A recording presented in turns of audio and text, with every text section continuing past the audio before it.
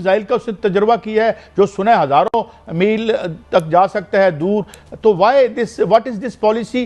तो how do you look at this arms race? बड़ा जबरदस्त हार्ड मैसेज गया है भारत की तरफ से, जहां पर वी हैव टेस्टेड SLBM। उनका नेवी भी होगा और आप देख रहे हैं वो डिस्ट्रॉयर्स और वो जो एयरक्राफ्ट कैरियर है, सुना है उस जहाज को इधर उधर कर रहे हैं, उधर डराने के लिए हमें। रात 2 बजे जब हम सब अपने घरों में सो रहे थे, उस समय इंडिया ने सबमरीन से यानी कि पनडुब्बी से फायर की जाने वाली एक बैलिस्टिक मिसाइल टेस्ट की। इसका नाम K4, 3500 किलोमीटर इसकी रेंज। इसको लेकर के भूचाल आ गया हर जगह कि न जाने क्या हो जाएगा, इंडिया भारत और बॉम्ब करते करते आके आएंगे, ये आपको तबाह करेंगे, ये करना ये चाहते। इसको देखकर पाकिस्तान की ही नाक से पानी निकल रहा है और कई अन्य स्थानों से भी पानी निकल रहा है। इसमें कोई शक नहीं, आपने बिल्कुल 100% सही फरमाया कि ये पाकिस्तान स्पेसिफिक है। We've also tested the Akash NG, which is the next generation. वो चाहे तो दुनिया की तारीख का पांसा पलट सकते हैं। इंडियन फौज चाहे तो दुनिया की तारीख का पांसा पलट सकती है। उनके पास वो वेपन्स मौजूद हैं, रिसोर्सेज मौजूद हैं। वो भी एक लोगों को थोड़ा बहुत आप कह सकती हैं कि हैं खदशात ये कहीं तैयारी ना कर रहा हो भारत।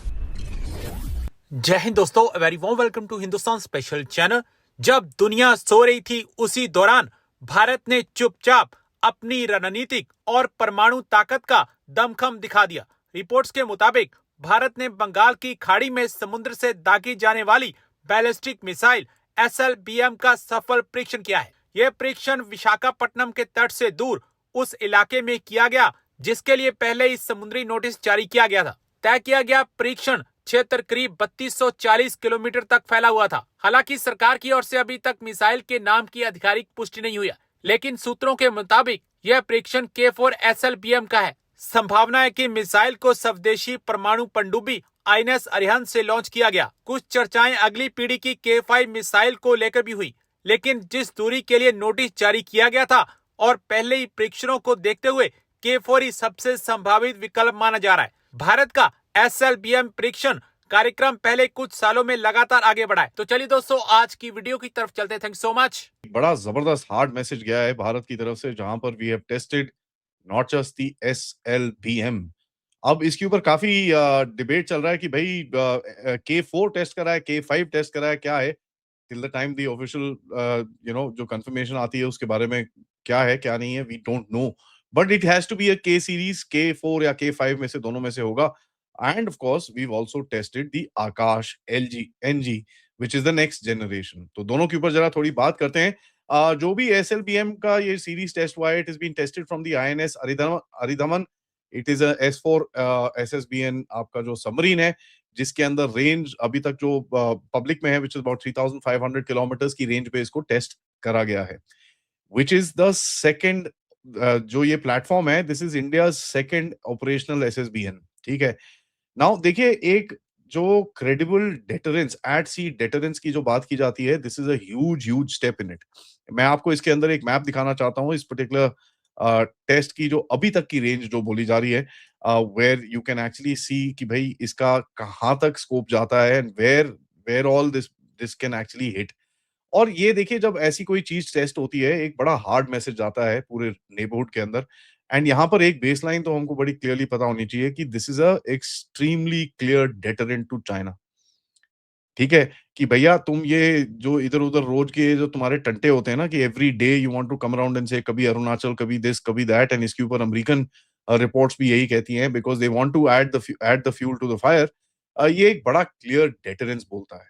ठीक है, this is, please understand, this is the next, this is a absolute layered deterrence. वैसे भी बे ऑफ बंगाल के अंदर एक कैट एंड माउस गेम चल रही है, जहां पर आप कभी एक क्या नाम है, नो टाइम ऑन करते हो, नो टाइम ऑफ कर रहे हो, नो टाइम ऑन कर रहे हो, नो टाइम ऑफ कर रहे हो, वेयर द चाइनीज जो ये जितने भी इनके जो स्पाई शिप्स हैं, they've had to come go again, क्योंकि ये ऑफ कोर्स स्पाई करना चाहते हैं।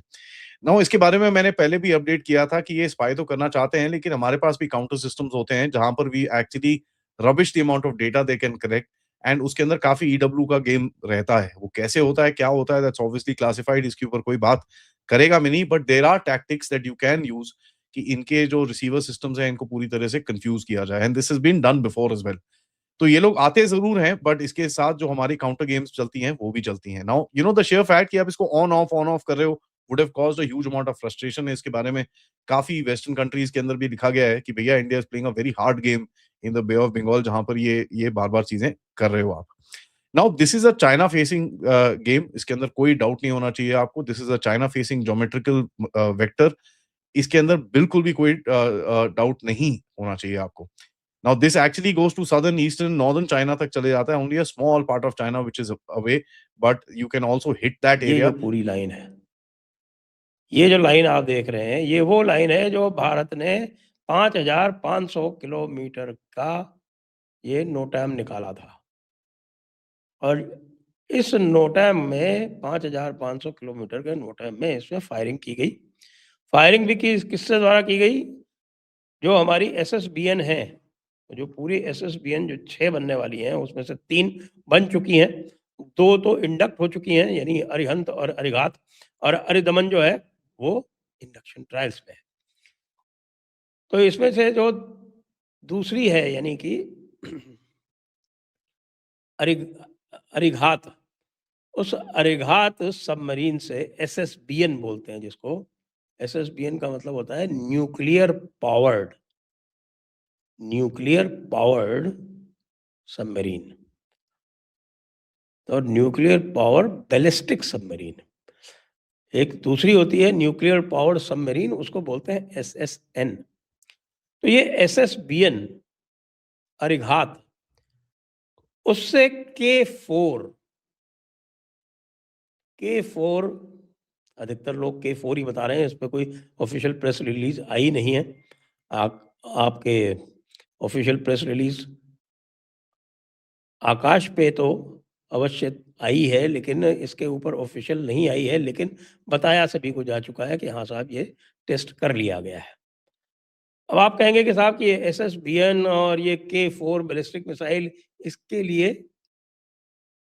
बांग्लादेश की क्या आवश्यकता है? मतलब बांग्लादेश के लिए इसकी क्या आवश्यकता है? नहीं, बांग्लादेश के लिए आवश्यकता नहीं है, लेकिन बांग्लादेश के स्पॉन्सर्स के लिए तो इसकी आवश्यकता है ना।